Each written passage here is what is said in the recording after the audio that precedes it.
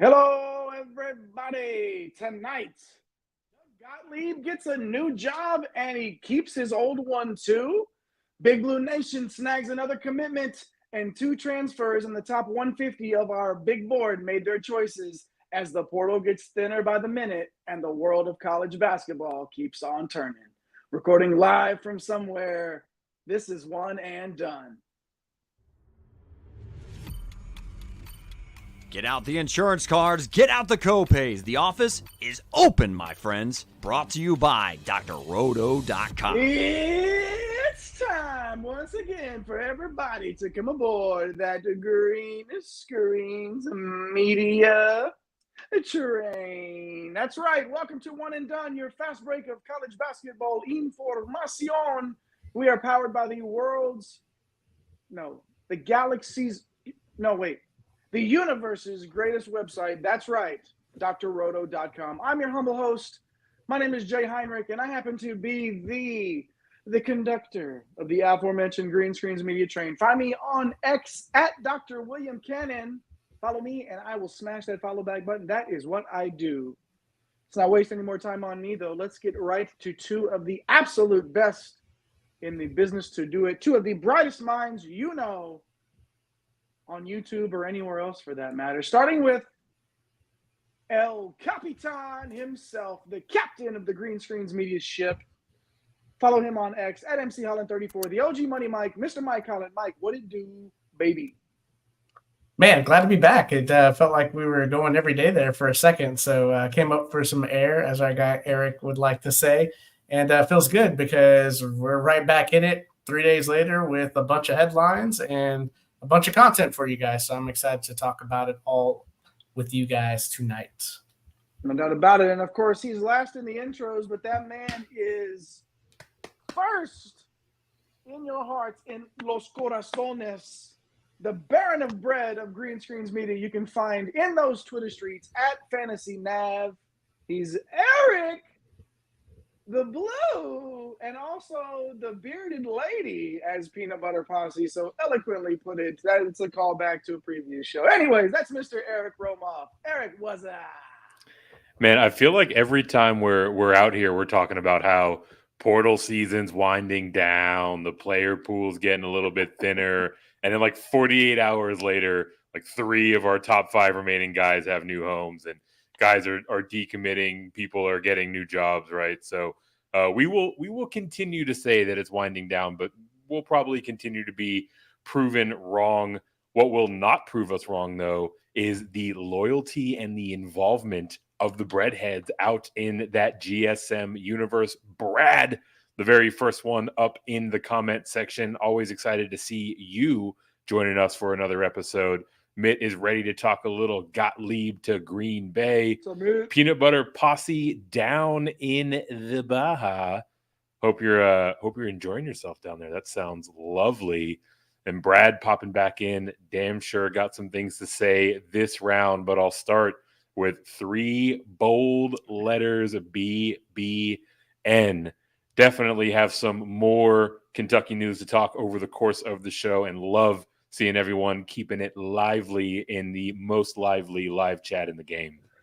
You're damn right, the liveliest live chat in all of the land.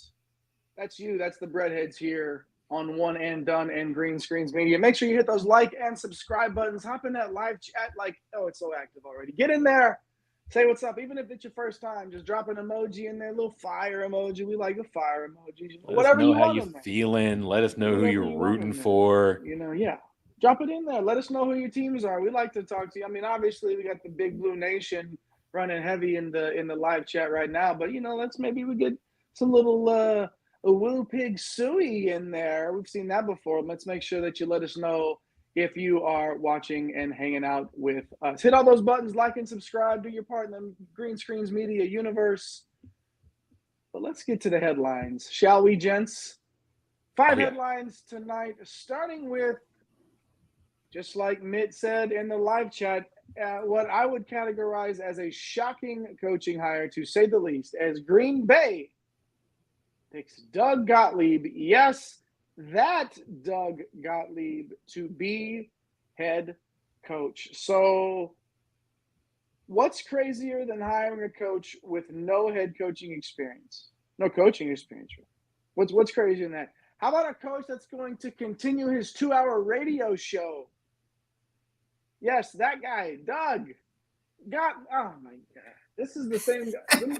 Some of the worst takes possible. I'm just going to say it there. But I don't want to totally just pan this hire, Mike, because it's not like he hasn't been in the chatter before. And it's been well known that this is something that he's wanting to pursue for a while now. So what are your thoughts, Mike, on Doug Gottlieb being hired to be the head basketball coach for Green Bay? Well, my first question in response to that is, do you think that, the previous times he's been passed over was because that he wanted to keep the 2-hour talk show? So fair question. Yeah, I mean, I guess why not for Green Bay? I mean, they considered him last year before Sundance Wicks. We know he's a very good point guard at the collegiate level. Obviously had some issues in college with stealing a classmate's credit card, but we all do dumb things in college, right? Mm-hmm. So, I guess that's what you can call it, even though that's kind of theft there. But okay. Yeah, but some weird interactions, like you said on Twitter, like the ones that kind of stick out, like the Freddie Freeman deal where he announced it before he left Atlanta. The Boeheim deals that have been going on for forever, it seems, and then most recently criticizing Caitlin Clark's shooting mechanics, which is he was a very good facilitator, not a scorer. So interesting take on shooting there, Doug. But I don't know, Eric. Like, this is just out of left field, but if you're a mid-major, why not? I guess it's kind of where I'm at. What are your thoughts on this thing, man? Yeah, I guess I've got a similar take, right? Like from the Green Bay perspective, like very clearly they're trying to make a splash, right? To pump up the impressions. And, they were one of the biggest turnaround stories, over the last couple of seasons. Now, they can potentially strike gold with this story if it's successful. And if not, they're going to have plenty of people talking about, Green Bay Phoenix hoops over the course of the season, right? So, for a low major program such as this, like there's not really a downside, like if we're talking about a Power Six, a program where they could damage their reputation, they could damage their recruiting ability if this went the wrong way. I could see kind of passing on that opportunity. But yeah, I mean, look, like the Phoenix are out there trying to make a splash. I'm not sure how successful I think this will be, right?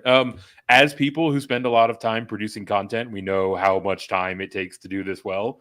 As people who interview coaches, we know how insanely focused they have to be on coaching to be successful in those ranks, right? So the idea of like trying to mash those together, like something has to slip for the sake of the Green Bay faithful. I hope it is his content side that slips as opposed to the coaching. But if nothing else, right, like we're going to be talking Green Bay pretty much all throughout the season because of this one move, and that's probably mission accomplished for what they set out to do with this hire.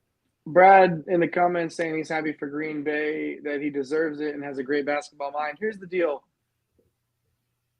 In this day and age, with the way that content is consumed, with the way that you have to be a part of, think about, he's going to have a huge radio show. Think about having access to that as a player all the time, being in and out of there, like the exposure that you're going to get. Like there's a way for, how does Green Bay become competitive in terms of getting recruits onto campus? It's not because it's the powerhouse, the blue blood. You got to find different ways to do it, right? So you get money and you get eyes on them. And Doug Gottlieb can help you do both. So not my favorite personality per se in the game, in the industry, if you will. Respect for how long he's been doing it. But again, what's the downside here? You just go for it. Why not?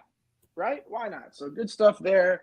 Congrats to Coach Gottlieb. See, it didn't take me long. I can do it. Congrats to Coach Gottlieb. And Green Bay. Keep that live chat flowing. If you're not watching live with us, if you're watching after this post, if you're watching with your bowl of Lucky Charms in the morning, or your the best part of waking up is one and done in your cup. Facts. Just put it in right there. Just right there. Just put it. Start your morning with us if you need to. But let us know you're watching. Leave us a comment. Hit all those buttons. Let us know if you do so. We would love to hear from you no matter what. Next headline here. Louisville flying high after our guy Kasean Pryor commits. Another big recruiting win for new coach Pat Kelsey as they beat out the formerly mentioned Woo Pig Suey Arkansas and others to get Pryor, formerly of South Florida, the 6'10", 210-pound big man, played 32 games for the Bulls, averaged 26.3 minutes. And in those 26 minutes, 13 points, 8 boards, over a steal a game, and shot right at the Heinrich line of 35% from three. Big-time commitment for the Cardinals. I would even venture to say a crucial one for their success in the upcoming season. Pryor's a skilled, versatile big. We've talked about him on the show plenty of times. He looks like the reason I was doing this earlier, he looks like Birdman. Like, look, Louisville got the Cardinals, right? Jr. That's the bird. And then you got exactly. So he can hit the three. He hits the glass.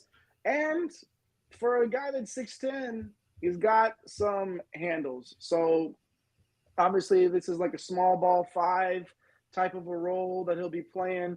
And that is a recipe for success for this Cards offense. Remember, Ali Khalifa looks like he's going to redshirt due to injury. So where's that usage going to go? Like, it's Kasean Pryor is an absolute big-time get at this point in the portal, Mike. What are your thoughts on Louisville at this point and the addition of Pryor? Well, man, we got to start taking Louisville seriously. That's what this does. I mean, offensively, they're pretty loaded. I mean, like Rain Smith coming over from Charleston with coach. I mean, really good floor stretcher. You got Edwards coming over from James Madison. He's a skilled wing, Sunbelt Player of the Year. Javon Hadley, we love his two-way ability coming in from Colorado. High IQ player. Chucky Hepburn, Jay, you love him. Coming over from Wisconsin, run the point. Corin Johnson, one of my favorites. Dude can absolutely light it up. I mean, they just have a ton of options. We know the Khalifa news, right? Like we're assuming that's kind of what we've heard, is that he's going to miss the year, and potentially they're in the lead for Noah Waterman. So another guy that can really shoot, the BYU kid. So they're going to be able to get up and down. They're going to be able to knock down threes. I do worry a little bit defensively about what this would look like, but you know, for a team where we joked around 2 years ago, could they win 5 games? And then last year, well, could they win 10? Well, they won 8.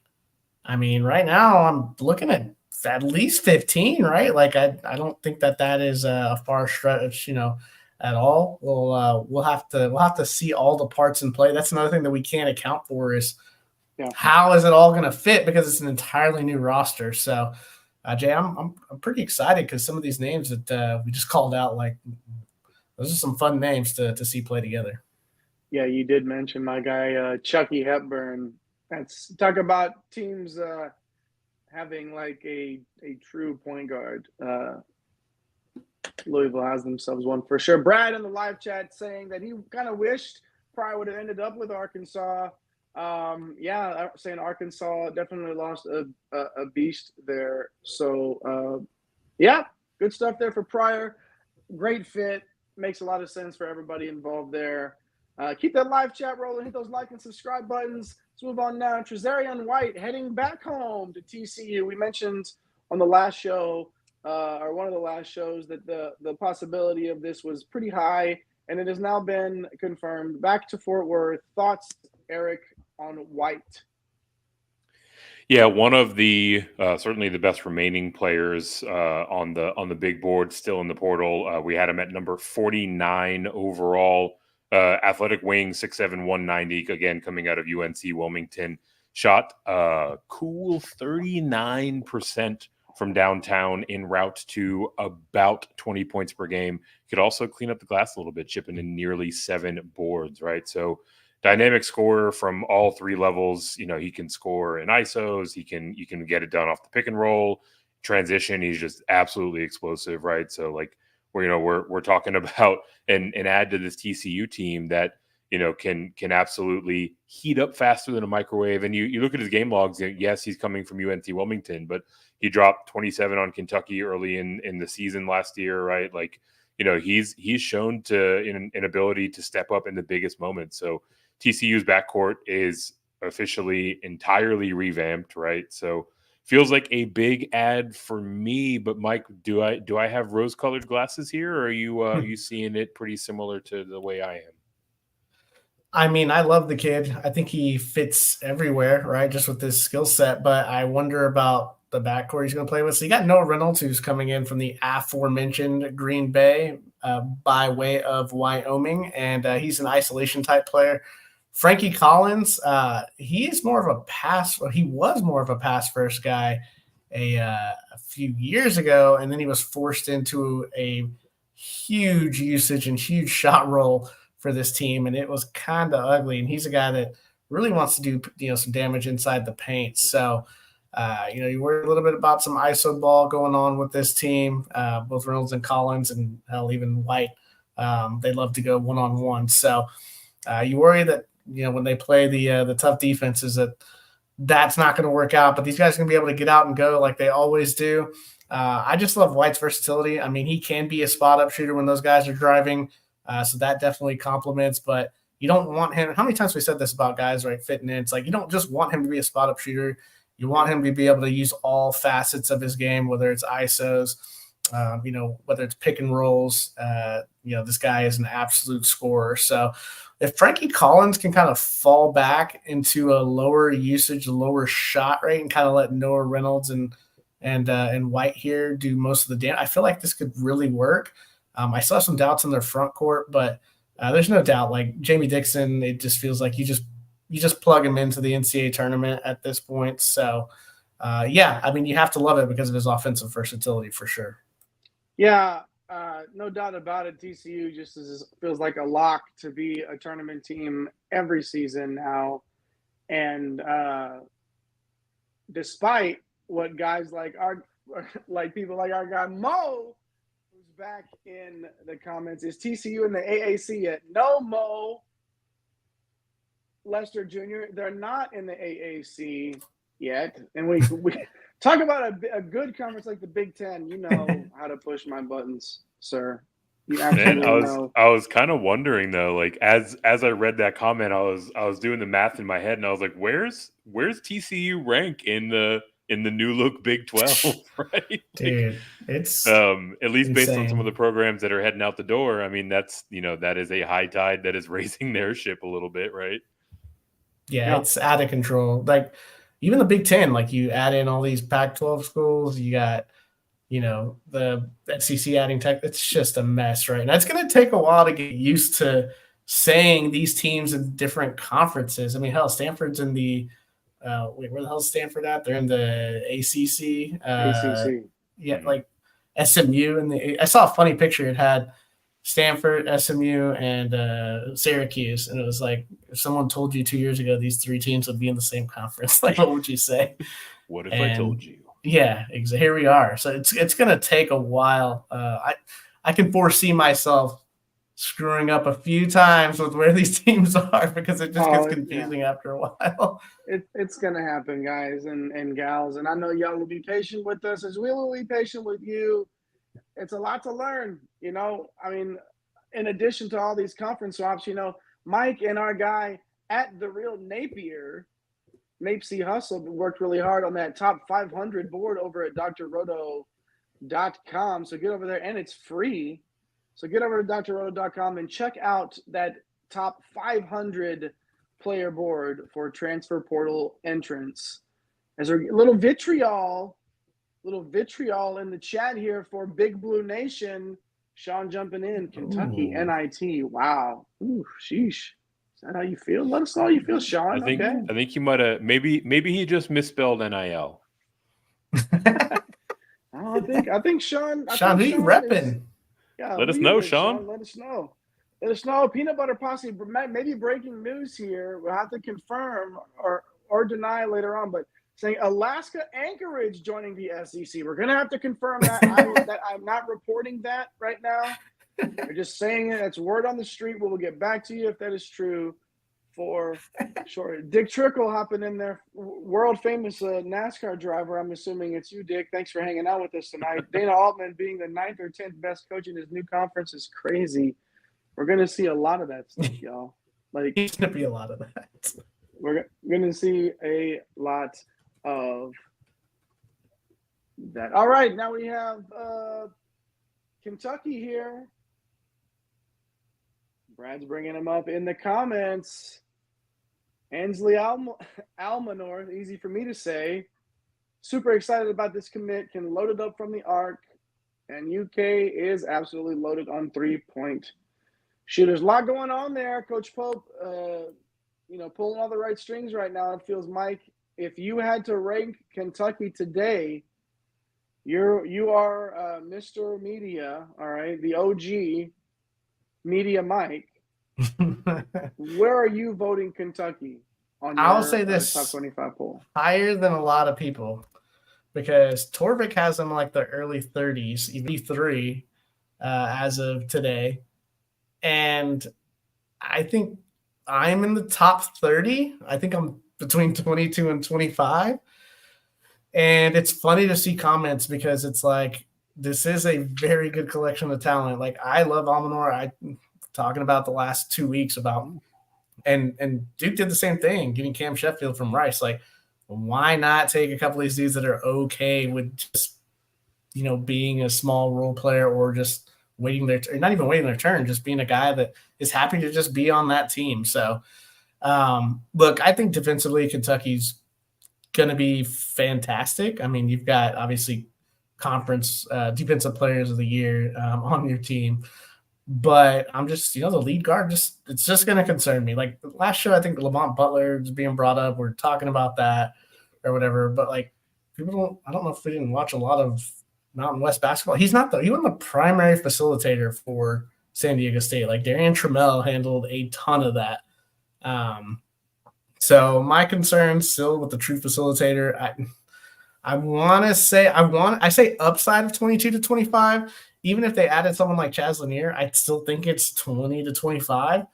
I love that these comments are rolling through about, because this is and this is the thing, man. Like, the wide range of outcomes I think for this Kentucky roster is so bad, because you have someone like Kerr Kriisa that could be your point guard. Is like that. I did, like, if you rewind the 2 months ago, that thought would have just been shocking to me. And that's where we're at. So here we go. Sean jumping in, Kentucky first four. I mean, the way that all the big dogs are talking, they're talking fringe NCAA team. I'm talking getting in. No. I mean, I think Peanut Butter Posse kind of makes the point here, right? Like, does Kentucky have a better roster this year than BYU did last year? Yeah. I mean, I think on paper you can say that pretty definitively. On paper, yes, but right. As far as how it fits. Yeah, I was going to say the thing we are always reminding everyone when we look at these incredible classes is these players don't always coalesce immediately, right? Like, there's something to be said for everyone finding their role and being happy with it in these kind of, log jam, hyper talented rosters. So raise your hand if you thought that Isaiah Collier, Boogie Ellis, and Bronny James were going to be an excellent backcourt to potentially win. So, I mean, we have to see it on paper for sure. Yeah, exactly. See it on the court, that is. On paper, it's looking mighty fine. Looks like Sean is checking in here, agrees on the point guard from UK. Calls to a comp from Wisconsin or Iowa, living and dying by the 3. But if you're Mark Pope and it's your first season at Kentucky, aren't you okay with living and dying by the 3 and putting as much talent out there and building up the, like, just playing an exciting brand of basketball? Oh, they're going to be fun. And that's what I mean. Like, what's more important in your first year there? Like, this team is going to win games. I've said this from the moment that they hired him. he is going to win immediately. Like, they are going to win now. I'm not saying they're going to win 30 games in the regular season or anything like that, but they're going to win a lot of games immediately. True point guard or not. They're going to find a way to win a lot of games here. So keep the live chat rolling here as my dog goes crazy over here. I don't know, dude. It sounds like Wally is it sounds like he's disagreeing with your Mr. Guards in March here, but you need guards that can facilitate, my guy. You got guards that can really shoot it right now. So well, listen. I'm not saying that. Wally, let me tell the story about why. Wally doesn't want to hear what you have to understand. I do need the guard play in March, sure, but I just need Kentucky to make. If Kentucky makes the tournament in his first season, that's the goal for me. I don't think like anything more than that. I don't think he has to win more than.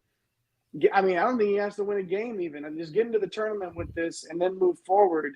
But I think that they will win a game in the tournament because they'll be seeded so high. They're going to win a lot of games. But let's keep the chat rolling. For here. Oh yeah, couple of top 150 commits here. Top 150 on that Dr. Roto top 500. Excuse me. No, my God, we got Mike and Nate out there doing 500 players ranked 1 to 500. So go check that out over at drroto.com, and you will find number 74 and number 140 on that board committing this afternoon. Earlier on, today is Thursday, so if you're watching live, if you're not, it was Thursday afternoon, and they committed. Let's start with Achor, Eric, and both of these guys honestly have had some twists and turns over the few weeks with their stories, but let's start with the Kansas State commit. Yeah, Achor, the game so nice, you say it twice. He's committed to K-State, played 33 games last year for Samford. Didn't get a whole lot of run, about 23 minutes per game, but man, did he fill it up, just completely load the stat sheet when he was out there. 16 points, 6 boards, almost 2 blocks, and shot 43% from 3, right? So huge get for Kansas State. They finally strike with that second big piece to go along with Doug McDaniel, which feels like it was a lifetime ago, right? They were very quick. Yeah, they were very quick to make a splash with him. And then they, were rumored to have a pretty big bag out there for the next piece. Achor presumably secures that bag. And the Wildcats, they're always rumored to be in on these top guys, at least in this portal cycle, make a big splash with Achor, one of the best two-way bigs in the entire country, right? Like, we saw what he did against Hunter Dickinson and Kansas last year in the NCAA tournament. His versatility is going to open up this offense, and he himself can hurt you in so many different ways. I feel like this is just a huge pickup for Coach Tang, and it makes them very competitive, in that kind of top tier of the new look Big 12. So definitely an exciting get for Coach Tang and for K-State. Achor now heading to those Kansas State Wildcats. Jay, the other name here that we need to talk about, moving down a little bit to number 140, leaving the Big 12 and heading elsewhere. What do we need to know about Riley Kugel? Yeah. Leaving the Big 12, how long? You got a cup of coffee over there. Cup of coffee in the big time. You got a cup of coffee in the big time over there. But yeah, committed to Kansas early in the portal window, obviously. But really, you'll know him as the Florida Gator, Riley Kugel. Kansas sort of just crazy. And Bill Self was like, we're not doing that crap again. We're going to win. And he went nuts in the backcourt, and Kugel's like, well, what about me? Like, I need to go. I need a jet. So that's what he did.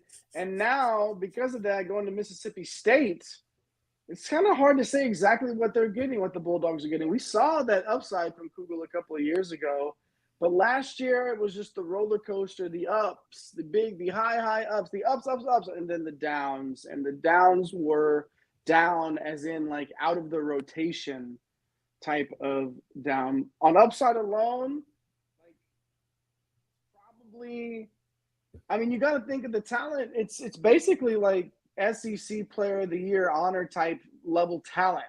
Yeah. Like this is the upside for Kugel here. There's a reason that Kansas was in on him, right? That Kansas isn't recruiting you by mistake. So right. That's just not how it works. So, Mike, how about Kugel first? Your thoughts on Kugel, and then Achor to wrap up this headline. Yeah, I mean, the Kugel thing, it makes sense. Like we kind of been, mentioning in our text thread, like it doesn't make sense for him to really go there. The Mississippi State one, that's going to probably offer a little more opportunity. Like when I look at Mississippi State's roster, which looks like it's completely full now, obviously Josh Hubbard going to be a superstar guard there. You're not going to play Kanye Clare. You're transferring from Penn State next to him. That would be too small of a backcourt. So you're going to need to play, obviously, some bigger players around Hubbard to cover you up for defense. So feels like, Kugel could probably carve out a starting role there, at least a significant role off the bench for sure. And then, Achor, like this is something that Jerome Tang really hasn't had, right? Like last year it was Arthur Kaluma, but then, and guessing as far as, his 5 the year before that, Naquan Tomlin was there at the 5, but was still just so raw. You had Key Johnson there at the 4. So Achor at the 5, like hit the pairing with Doug McDaniel. It's certainly interesting. I think it's probably going to fit a lot better than trying to jam Tyler Perry and, these guys, Cam Carter, who they had, like it just didn't fit offensively. I feel like we'll get back to more of that year 1 Jerome Tang feel, but it's such a tough Big 12, even with Texas and Oklahoma leaving. You're getting, Arizona, Colorado, these schools coming in that looking, Arizona State even looking pretty good. So, I mean, I think it's a great game and a pretty good fit for both teams for sure. A couple of high-quality players there committed late in this process. Riley Kugel heading to Mississippi State and Achor. Big 12. Of course it's the Big 12. Like, who else? It's the Big 12.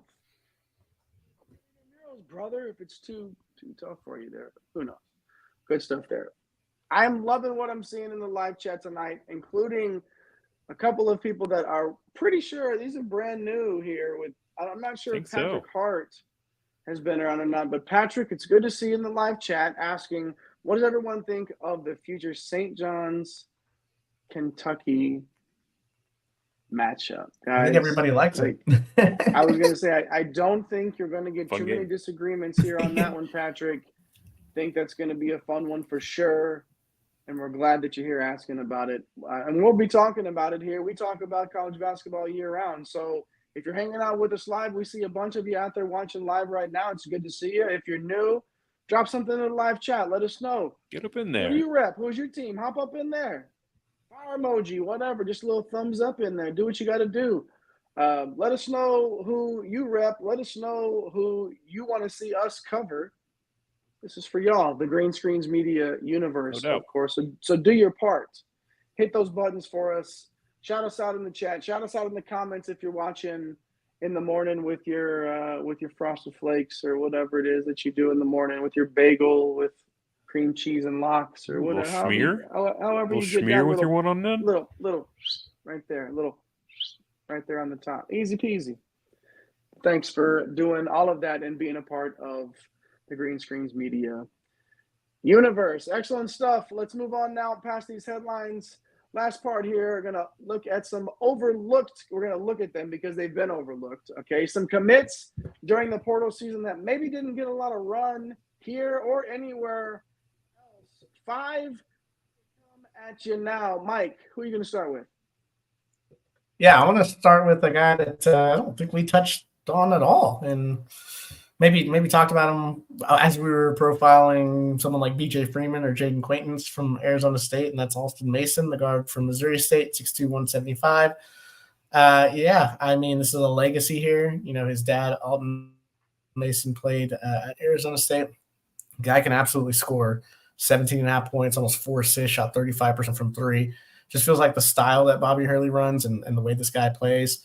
Feels like this is more of a match than Frankie Collins was. So I'm really liking kind of like this new big three that Arizona State's got. So number 116, Alston Mason, going to give him a few flowers. On Hurley, like, they're going to give him some time, right? They're giving him a little bit of a boost here with some NIL, right? And he's going to get, like, don't you feel like he's doing everything? He's maximizing what they're giving him at this point? Absolutely. It feels like it to me. Yeah, it feels like they're saying, hey, here's some coin. Let's make this thing happen. But I think he's got to make it happen this year for sure.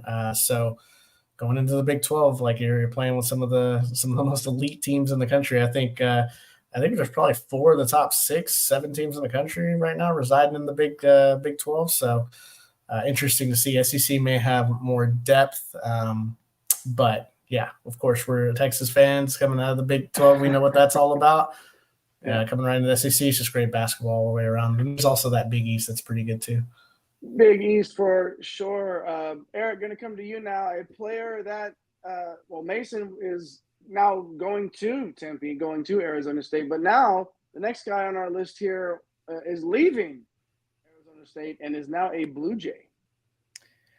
Yeah, 1 in, 1 out. The world of the transfer portal in college basketball. The player heading out, number 134, Jamiya Neal, the 6'6", 185-pound wing, heading over to the aforementioned Big East with those Creighton Blue Jays.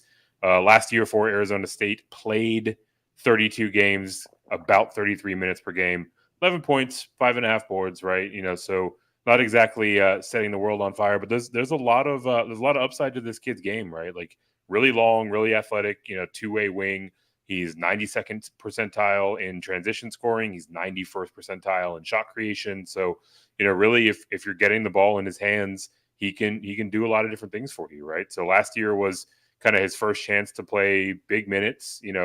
In that, wasn't exactly the most efficient player, but you tend to see guys, heading into their second, third year, getting a little bit more run, get incrementally more efficient year over year. So look for him to take a bit of a step forward in that regard. And he kind of reminds me of like kind of an Arthur Kaluma type to fit next to Kalkbrenner. So interesting ad for the Jays, number 134, Jamiya Neal. Mike, let's keep it rolling. Who's next on the list? Yeah, Myron Amey, number 189 from San Jose State. Really love this kid. Love watching him play last year. Commits to Loyola Marymount, and silently Loyola Marymount is putting together a squad in the WCC. Played 33 minutes a game last year, 16 points, 5 boards, almost 2 steals, 36% from 3. I think it's one of the most underrated pickups in the entire portal. This dude can flat out score from anywhere, and you need guys like this to run with Gonzaga, to score with Gonzaga, and you need them to also try and score against that St. Mary's defense. So, this Myron Amey pickup for Loyola Marymount, I definitely thought he was a guy that was going to, be in a Big Six type situation. But here we are out in the WCC for sure. Jay, why don't you round us out here at number 241?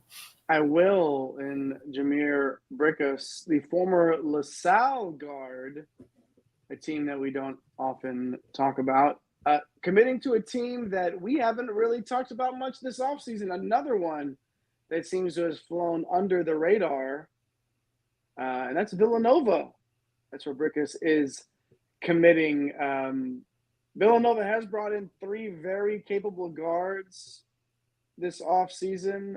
Brickus played 27 minutes or more all 4 years at LaSalle. This could be one of those scenarios where a solid, really, really solid mid-major player comes in and has a role and does that role, plays that role very, very well. We will see, though, somebody that's used to being all cardio played 37 minutes a game for LaSalle. So, 14 points, 3.5 boards, 5 dimes, shoots 40% from 3. Doesn't seem like a player that you wouldn't want to be on the floor, but we shall see. Yeah, it could be a guy that could step in at Nova and immediately be one of those main distributors, or he could just have a role, depending on how much talent ends up on this Villanova roster, Mike, and go from there. Yeah, I think it's going to be interesting to see what Neptune does, man, because this is I think it's now or never for him, obviously. And we'll finish this out here. Not a great year for him to have a quiet offseason. Yeah. No. Yeah, well, he had a big offseason last year and everybody was celebrating, so maybe he's trying to reverse fortune here. But number 267, Jonathan Beagle, the center from Albany, 6'10", 240. I love this move going to the A10. Richmond averaged 12.5, basically almost a double-double, 10 rebounds. Was in the portal last year, but decided to stay at Albany. He's from that area, so obviously need a replacement for Neal Quinn, and this is a guy that gives you an inside presence and some strong rebounding for sure. So we got Jonathan Beagle here as a guy that was kind of overlooked by us during the portal season. As we'll probably start doing our portal wrap up in about another week. We'll get a 3-part series going to put a bow on this entire thing. But I wanted to touch on these guys in case we hadn't already, which I do not believe we did. Put a bow on it like this is ever done. There's gonna be these new loopholes where these I want trades, in-season trades. Yeah. Oh man, Yeah. I can't wait. It's coming. Fast forward 2 years where we're talking about the trade deadline 6 weeks before the tournament. Oh man, it's so good. I can't wait. This is going to be so amazing to be a part of that and just have those conversations. Oh man, I love it so much. As scary as it might sound, I just feel like I am embracing it now more than ever. The inevitable future. College basketball is snapping its fingers, and its inevitability is just going to hit us all in the face. And we're just going to be here because we love the game so much anyway, for sure. So good stuff there. A couple of guys that flew under the radar, a bunch of good news, a bunch of good headlines there for the Green Screens Media Universe. Some guys and gals maybe in the live chat before we get out of here. We've got a new friend. Ajax out here breaking some news. So confirming that maybe Jackson Robinson will head to Kentucky because in terms of the overall ranking at the combine, he wasn't so hot, it seems. So I'm no mathematician, but I don't think it's good to be 52 out of 54. Even Mike, the guy that refuses to do math, period, ever, can look at that and understand that that's 52 out of 54 is not that good. I think he was frozen actually right there. I was gonna say he's looking real hard at that. Oh, he's back. Welcome back. There he is. Welcome. I'm assuming you asked me a question. No, we're just talking about. We were just like, inspecting you, looking at these rankings. Yeah. Just your lack of math wants. It's okay. There's no pop quiz. There will be no quiz at the end of this one. But we're good. The Peanut Butter Posse, Chaz Lanier, awkward shot. Okay, are you doing the Doug Gottlieb to Caleb Clarkson here? I mean, Peanut Butter Posse is earlier. Where was it?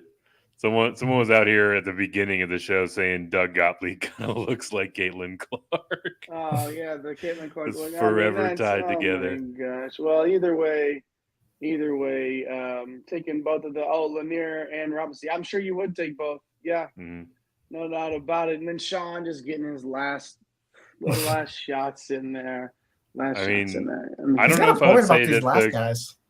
Yeah, I don't know if I would say that the Kentucky NIL Fund sucks, but I mean at a certain point, like where's the money, Lebowski? Like all these guys are getting paid. You know what I mean?